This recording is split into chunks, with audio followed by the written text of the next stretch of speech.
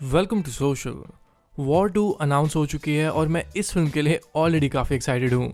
Hrithik Roshan as Kabir और अब junior NTR भी इस फिल्म में कास्ट हुए हैं। This is a big thing to be honest. RRR के बाद एनटीआर ऑलरेडी बहुत पॉपुलर हुए हैं और ऑडियंस देखना चाहती है कि वो अगली फिल्म कौन सी करेंगे। ऋतिक और उनको साथ में देखना बहुत अमेजिंग होगा and I am already feeling कि ये फिल्म जब भी आएगी तो इसकी हाइप अनइमेजिनेबल होगी। रिपोर्ट्स के according war 2 will be directed by Ayan Mukerji and I think इन तीनों का ट्रायो एक बहुत ही इंटरेस्टिंग कॉम्बिनेशन है।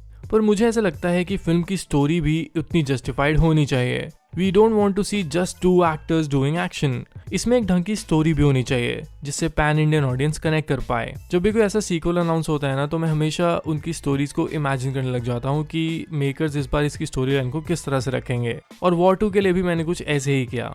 माय नेम इज़ विशाल और इस वीडियो में आपको वॉर 2 की स्टोरी के रिलेटेड कुछ थ्योरीज बताऊंगा। ये सारी थ्योरीज मेरी इमेजिनेशन है, that's it. It's not important कि ये फिल्म में हो या नहीं। I am just talking as a cinephile and I am just telling you my theories about the story of the film. बहुत ही फन और कैजुअल वीडियो होने वाली है ये, तो make sure you watch it till the end. Kabir is our best. इससे पहले वो कुछ और करे, किल हिम। कोई तो होगा जो कबीर तक पहुंच सके।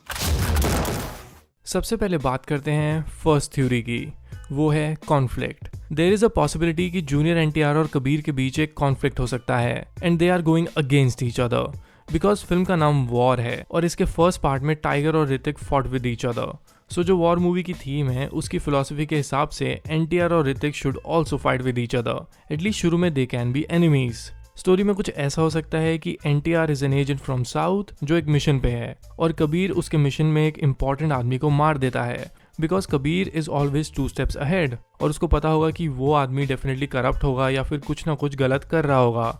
ये बात एनटीआर को नहीं पता होगी और उसे लगने लग जाता है कि कबीर ने इस आदमी को अपने फायदे के लिए मारा है। इसीलिए एनटीआर का कैरेक्टर कबीर को एक एजेंट टर्न किलर की तरह देखने लग जाता है, just like we saw Jim in Pathaan. इसीलिए एनटीआर को अब कबीर को पकड़ना है। It's very personal for him. ये स्टोरी लाइन पूरे फर्स्ट हाफ तक चल सकती है और इंटरवल में उनका फेस ऑफ हो सकता है और उस फेस ऑफ में एक बहुत बड़ा एक्शन सीन आता है जहाँ दोनों एक दूसरे से लड़ते हैं और उसी बीच उन्हें पता लगता है कि they are fighting the same enemy. This brings me to my second theory. जैसे मैंने कहा कि कबीर और एनटीआर का एनिमी सेम हो सकता है, सो इसीलिए I should remind you war की एंडिंग क्या थी। कर्नल लूथरा कबीर को बताता है कि उसकी नेक्स्ट मिशन के लिए उसके पास एक लीड है। अब आपको याद करनी होगी वॉर फर्स्ट पार्ट की एंडिंग, जहाँ पे कर्नल लूथरा कबीर को कहता है उसके नेक्स्ट मिशन के बारे में, जहाँ उसे सीरिया में छुपे टेररिस्ट फरीद हाकिनी को ढूंढना है। ये वही इंसान है जिसकी असैसिनेशन कबीर को दी गई थी। वॉर का पहला सीन इसी के बारे में था, पर कबीर ने कभी उसे मारा ही नहीं। वॉर 1 की एंडिंग के हिसाब से कबीर फरीद हाकिनी को खुद ढूंढेगा ऑफ रिकॉर्ड। रॉ उसे ऑलरेडी एजेंट नहीं मानती है, सो ये सारी चीजें वो खुद करेगा। That also means he will bring lot of enemies. अब आपको ये चीज समझनी चाहिए कि अगर वो इंसान सीरिया में छुपा हुआ है तो वहाँ पे आइसिस जैसी टेरर ऑर्गेनाइजेशंस भी होंगी और ये बात एक्चुअली में सच है। रियलिटी में न्यूज़ रिपोर्ट्स आई हैं और अरेस्ट भी हुए हैं कि काफ़ी सारे लोग सदर्न इंडिया से उन ऑर्गेनाइजेशंस को ज्वाइन कर रहे हैं। यही एंगल फैमिली मैन में भी दिखाया गया था। अगर एनटीआर का कैरेक्टर साउथ इंडियन दिखा रहे हैं तो ये स्टोरी लाइन उनके कैरेक्टर की भी हो सकती है, जहां Farid Hakini must have caused some damage. उन्होंने कुछ लोगों को वहां पे रिक्रूट किया होगा और अब एनटीआर के कैरेक्टर को भी उसको ढूंढना है और फरीद हाकिनी को पकड़ने के पीछे एनटीआर का एक पर्सनल मोटिव भी हो सकता है, जहां में भी फरीद हाकिनी की वजह से उसका कोई एजेंट फ्रेंड या फिर कोई क्लोज्ड वन मर गया हो। सो इसलिए मेरा मानना है कि एनटीआर और ऋतिक का एनिमी सेम हो सकता है और एंड में दे गो फॉर द किल। बहुत ही अमेजिंग प्लॉट लाइन हो सकती है ये, because then the film becomes actually culturally relevant. जो चीज़ें एक्चुअली में हो रही हैं उन्हीं के थ्रू फिल्म की स्टोरी का नैरेटिव डेवलप किया जाए। सो अगर ऐसा होता है तो एक्शन तो डेफिनेटली अच्छा होगा ही, बट एक इंटेंस स्टोरी लाइन भी देखने को मिलेगी। मेरे को भी कमेंट्स में बताना कि आपको ये 2 स्टोरी पॉइंट्स कैसे लगे। Alright, now let's go to prediction number 3। एक पॉसिबिलिटी ये भी है कि एनटीआर को एज अ विलन दिखाया जाए।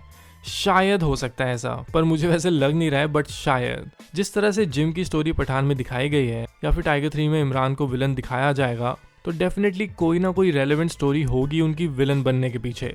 तो मे भी शायद वॉर 2 में एनटीआर को विलन भी दिखाया जा सकता है, पर मुझे ऐसे नहीं लगता कि कोई साउथ इंडियन एक्टर, इतना बड़ा एक्टर, अभी इंडिया के अगेंस्ट जाने वाला विलन का कैरेक्टर प्ले करेगा, वो भी वॉर 2 जैसी फिल्म में। But again this is just a casual theory, ज़्यादा कुछ नहीं। आई रियली होप कि वो विलन ना प्ले करे। Now let's talk about theory number 4।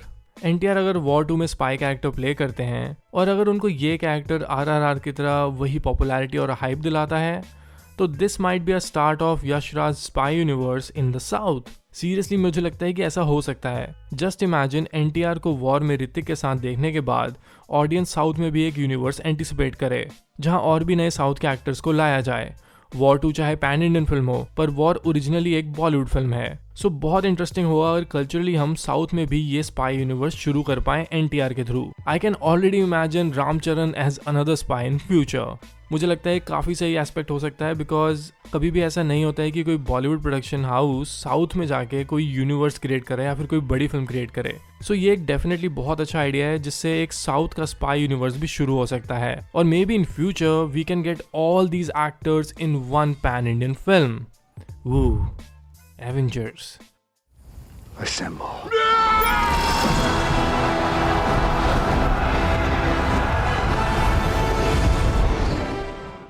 Alright, now fifth theory is Jim का फ्लैशबैक। पठान में ये बताया गया है कि जिम और कबीर एक साथ मिशंस किया करते थे।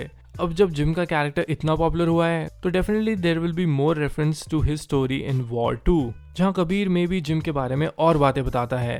और अगर ऐसा होता है तो हमें जिम के बारे में और चीजें भी पता लग सकती हैं। कोई ना कोई कनेक्शन जिम की डेथ से भी हो सकता है एंड मे बी कुछ नहीं पता कि एंड में शायद वो वापस भी आ जाए। अभी भी थ्योरीज हैं कि वो मरा नहीं है। सो ऐसा भी हो सकता है। सो डेफिनेटली वॉर 2 में हम जिम का मेंशन भी एक्सपेक्ट कर सकते हैं। Alright, now let's talk about another theory, which is the dance theory. Okay, Hrithik Roshan से एक डांस नंबर तो हर कोई एक्सपेक्ट करता है उनकी फिल्म्स में। Now he has NTR with him, जिनका डांस पूरे वर्ल्ड में RRR से पॉपुलर हुआ है। So can you imagine these two actors on screen dancing in a song? मुझे नहीं पता कि फिल्म की स्टोरी क्या होगी, कैसे ये दोनों मिलेंगे, कहाँ से एक डांस नंबर जहाँ पे दोनों डांस कर रहे हो इमेजिन कर पाएंगे हम अगर वॉर 1 में घुंघरू जैसा गाना दिखा सकते हैं या फिर एक होली के ऊपर गाना दिखा सकते हैं तो definitely there can be a song where Hrithik and NTR dance together. ये एक बहुत ही बड़ा पॉइंट हो सकता है इस फिल्म को सेल करने के लिए। You already have Hrithik and NTR but अगर उनका एक डांसिंग ट्रैक पहले ही लॉन्च कर दिया जाता है then audience will go mad literally. उफ, काफ़ी सही सही आइडियाज़ आ गए स्क्रिप्ट को लिखते हुए। Anyway, these stories were my predictions for War 2। मेरे पास और भी थ्योरीज थी but I just wanted to give you some. I don't want to go so deep because ये काम राइटर्स का है फिल्म के। I am just a fan of cinema. So जो मैंने इमेजिन किया वो मैंने इस वीडियो में आपको बताया। आप भी मुझे कमेंट से बताना कि आपको कौन सी स्टोरी लाइन सबसे एक्यूरेट लगी कि ये फिल्म में डेफिनेटली हो सकती है। सो कमेंट करके ज़रूर बताना। इसके अलावा you can follow me on Instagram and Twitter on a personal ID which is Vishal in cinema, जहाँ पर मैं सिनेमा के रिलेटेड चीज़ें पोस्ट करता रहता हूँ। So if you like my videos, you can follow me there as well.